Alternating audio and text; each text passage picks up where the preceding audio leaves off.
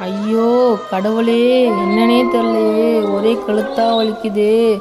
சுச்சோ, என்ன பண்றதுன்னே தெரியலையே, ஒரே கழுத்தா வலிக்குதே. என்ன பண்றதுன்னே கடவுளே, என்ன பண்றது கடவுளே.